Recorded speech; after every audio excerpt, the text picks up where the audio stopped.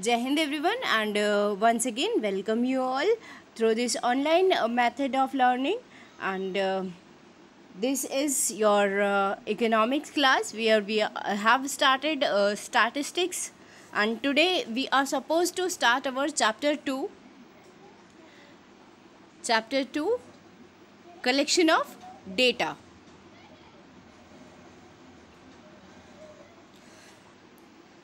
So in this we are going to study about sources of collection of data, primary sources, secondary sources क्या होते हैं data collection के, और method of collection of data, क्या क्या method से हम डेटा कलेक्ट कर सकते हैं। ये सारी चीज़ें मेजरली हम इस चैप्टर में पढ़ने वाले हैं, ठीक है। So I think now we shall proceed towards the chapter. See in your last chapter you have studied about statistics. In your last chapter you have studied about statistics. What is statistics? Plural sense में क्या होती है और singular sense में क्या होती है, ठीक है। प्लूरल सेंस में स्टैटिस्टिक्स का हमने एक बेसिक सा जो मीनिंग निकाला था वो क्या था। In plural sense statistics means data और some quantitative information. Quantitative information मतलब वो इन्फॉर्मेशन या वो कोई भी कंक्लूजन जो कि हमारी क्वांटिटी के फॉर्म में या न्यूमेरिकल फॉर्म में हम एक्सप्रेस कर सकते हैं, वो क्या कहलाती है, डेटा कहलाती है, ठीक है। और स्टैट्स का मतलब जो है प्लूरल सेंस में वो क्या है, डेटा। तो अब लर्निंग ऑब्जेक्टिव में यहाँ पर आ जाते हैं sources of collection of data. देखिए लास्ट चैप्टर में आपने पढ़ा था कि भाई whatever objective we have, stats में हम क्या करते हैं, different type of economic problem, जो भी हमारी इकोनॉमिक प्रॉब्लम है, क्या प्रोग्रेस है, किस तरह से हम काम कर रहे हैं एक इकोनॉमी के तौर पर या एक बिजनेस यूनिट के तौर पर, कैसे भी, ठीक है, उसको हम स्टडी करते हैं। और उसका एक पॉसिबल सोल्यूशन निकालने की कोशिश करते हैं। वो सोल्यूशन कैसे निकाला जा सकता है, जब उन प्रॉब्लम्स को हम न्यूमेरिकली एक्सप्रेस करें, तभी तो उसके बेसिस पर एक सॉलिड कंक्लूजन या फिर हम एक प्रॉब्लम को हम एनालाइज करके उसके बेसिस पर कोई नई पॉलिसी फॉर्मुलेट कर सकते हैं ताकि उस प्रॉब्लम को सॉर्ट आउट किया जा सके। तो ये जो प्रोसेसिंग है, एनालाइजिंग है, ये कब किया जाएगा, जब उससे रिलेटेड न्यूमेरिकली या क्वांटिटेटिव इन्फॉर्मेशन हमारे पास अवेलेबल हो, ठीक है। वो क्वांटिटेटिव इन्फॉर्मेशन कैसे अवेलेबल होगी, सोर्सेस ऑफ डेटा, मतलब कहाँ से हमारे पास डेटा निकल कर आएगा, कहाँ से, कौन से सोर्सेस होंगे, सोर्सेस ऑफ डेटा। क्या सोर्सेज होंगे भाई, डेटा चाहिए यानी इन्फॉर्मेशन चाहिए, नंबर्स में चाहिए, क्वांटिटी में चाहिए, लेकिन वो क्वांटिटी में इन्फॉर्मेशन कहाँ से आएगी, किन तरीक़ों से हम उन इन्फॉर्मेशन को कलेक्ट करें ताकि वो ऑथेंटिक मानी जा सके, रिलायबल मानी जा सके किसी स्टडी के लिए, ठीक है। तो इसके लिए आपके पास आपके सिलेबस के हिसाब से there are 2 sources of data, ठीक है। Sources of collection of data में 2 सोर्स निकल कर आ रहे हैं। फर्स्ट वन है आपका primary source, it is primary source, and second one is secondary source. अब ये प्राइमरी सोर्स क्या होता है, देखो प्राइमरी सोर्स क्या होता है, जब आप क्या कर रहे हैं, ठीक, जब आप खुद से, मतलब ऑब्जेक्टिव आपने डिसाइड किया कि भाई मुझे ये प्रॉब्लम का पता लगाना है कि एक्चुअली में ये समस्या आ रही है तो क्यों आ रही है और इसका क्या पॉसिबल सॉल्यूशन हो सकता है, या मुझे ये चीज़ पता लगानी है। कोई एक ऑब्जेक्टिव आपने डिसाइड कर लिया, उसके बेसिस पर आपने इन्फॉर्मेशन कलेक्ट करनी शुरू कर दी उस ऑब्जेक्टिव को पता लगाने के लिए, ठीक है। तो आप उससे रिलेटेड कुछ इन्फॉर्मेशन कलेक्ट करना शुरू करोगे।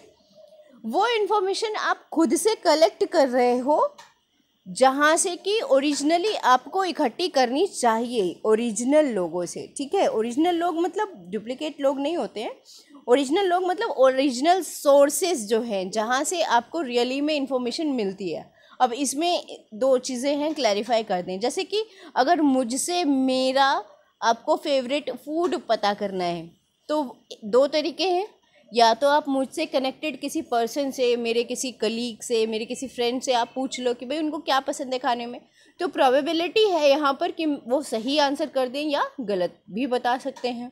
उन्हें ना पता हो तो यहाँ ये क्या हो गया, ये ओरिजिनल सोर्स ऑफ इन्फॉर्मेशन नहीं हुआ, है ना।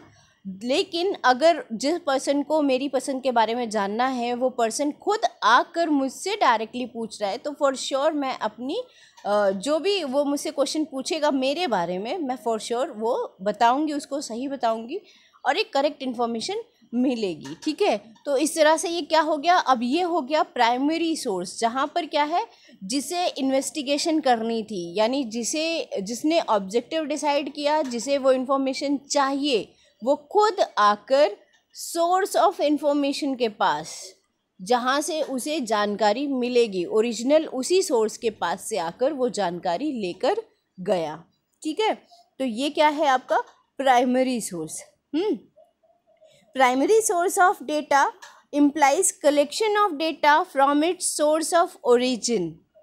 ध्यान रखिएगा, once again I'm repeating, primary source of data implies collection of data from its source of origin। It offers you first hand quantitative information।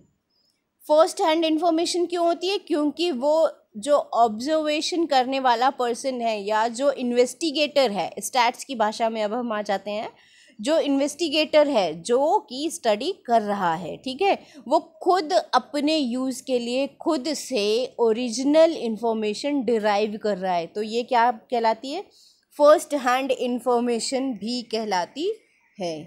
इसका नाम और क्या हो सकता है, इसका सेकेंड नेम हो सकता है first hand information.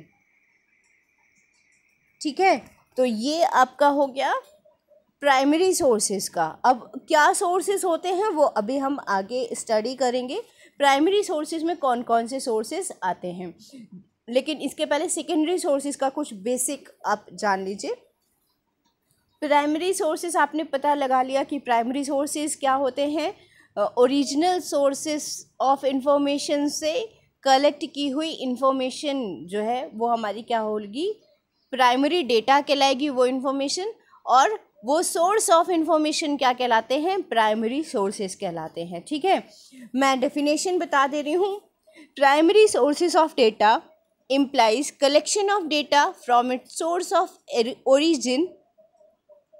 It offers you first hand quantitative information relating to your statistical study। ठीक, अब इसके बाद में सेकेंडरी डेटा आ जाइए, या सेकेंडरी सोर्सेस डेटा तो हम बाद में पढ़ेंगे, पहले सेकेंडरी सोर्सेस क्या होते हैं, वो सोर्सेस या वो सोर्स ऑफ इंफॉर्मेशन, ठीक, जो कि डायरेक्टली रिलेटेड नहीं है इंफॉर्मेशन से, है ना।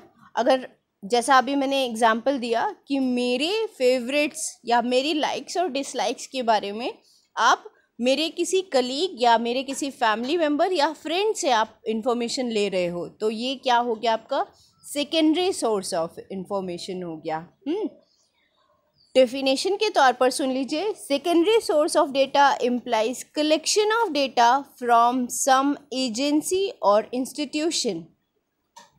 Secondary source of data implies collection of data from some agency और इंस्टीट्यूशन, यानी जिसने पहले कभी मेरी पसंद या मेरी नापसंद के बारे में कभी पूछा रहा होगा, इस तरह से आपसे मिलती हुई स्टडी जिसने पहले कभी की हुई है, वो एजेंसी या वो इन्वेस्टिगेशन से आप अपने ऑब्जेक्टिव से रिलेटेड टॉपिक्स को या इन्फॉर्मेशन को उनसे पूछ ले रहे हो, बजाय इसके कि डायरेक्टली उन लोगों से या उन सोर्सेज के पास आप जाओ जहाँ से वो डायरेक्टली इन्फॉर्मेशन आपकी मिलने वाली है। इसके बजाय किसी और सोर्सेज को आपने यूज़ किया वो इन्फॉर्मेशन लेने के लिए, तो वो क्या कहलाएगा, आपका सेकेंडरी सोर्स कहलाएगा। ठीक है, जैसे फॉर एग्ज़ाम्पल अगर आपको पता करना है कि इंडिया में प्रेजेंट में जो है एजुकेशन रेट क्या चल रही है, लिटरेसी रेट जिसको आप बोलते हो, इंडिया की एट करेंट लिटरेसी रेट क्या है। तो is it possible for a single person कि वो पूरा इंडिया का सर्वे कर पाएगा और वो ये इन्फॉर्मेशन ले पाएगा? नहीं ले पाएगा। इसके लिए उसे क्या करना होगा, किसी और इंस्टीट्यूशन का सहारा लेना पड़ेगा जिसने कि इससे रिलेटेड कोई सर्वे किया हो। तो हम कहाँ जाएंगे, गवर्नमेंट ऑफ इंडिया के सोर्सेज पर जाएंगे जहाँ पर उन्होंने सेंसस सर्वे किया होगा और आपको पता लग जाएगा कि एट प्रेजेंट इंडिया की लिटरेसी रेट क्या चल रही है। ठीक है, तो अब ये जो सेकेंडरी सोर्स, ये सोर्स कौन सा हुआ, सेकेंडरी सोर्स, जहाँ आपने खुद से इंफॉर्मेशन कलेक्ट नहीं की है।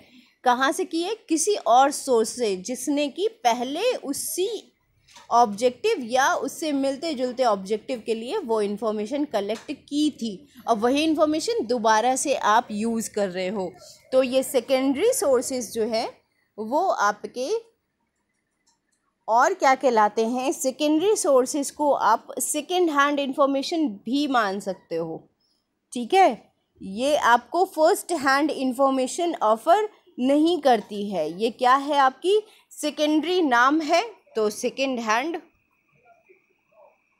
इंफॉर्मेशन ही देती है, ये ध्यान रखिएगा।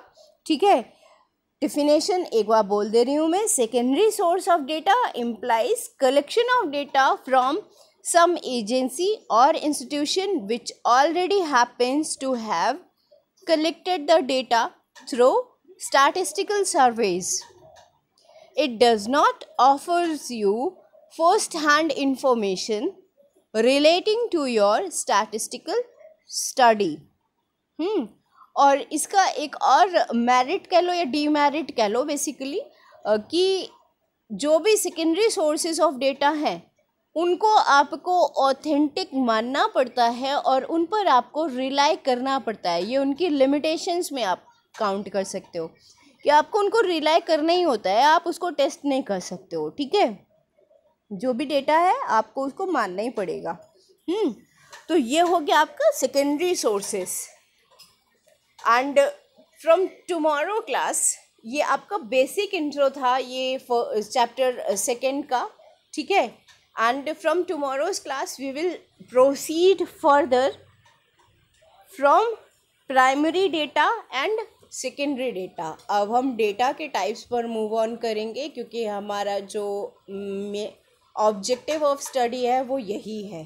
ठीक, तो डेटा के कितने टाइप होते हैं, क्या सोर्सेज हो सकते हैं, वो हमने आज पढ़ा। प्राइमरी सोर्स होते हैं, सेकेंडरी सोर्स होते हैं, पर डेटा के क्या क्या टाइप हो सकते हैं और ये जो प्राइमरी सोर्स होते हैं इनमें किन किन सोर्सेज को लिया जाएगा, सेकेंडरी सोर्स जो होते हैं इनमें किन किन चीज़ों को लिया जाएगा, ये सारी चीज़ें हम कल के लेक्चर में डिटेल में डिस्कस करेंगे। आज का ये जो क्लास था ये एक बेसिक छोटा सा इंट्रो टाइप क्लास था 2nd चैप्टर के लिए। That's all for today.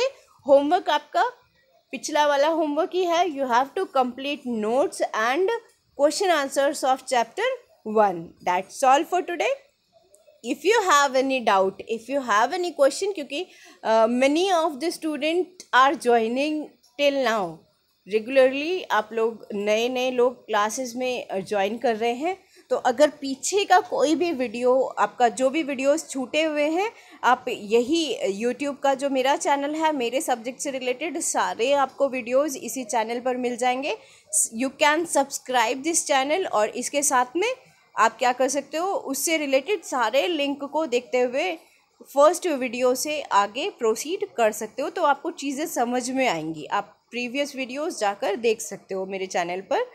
इसके अलावा कोई भी डाउट है, जैसे आपने वीडियोस देखा और फर्स्ट वीडियो देखा, सेकंड वीडियो देखा, जो भी बच्चे न्यूली ज्वाइन हो रहे हैं या पुराने वालों का भी, don't be hesitate, don't feel any kind of hesitation.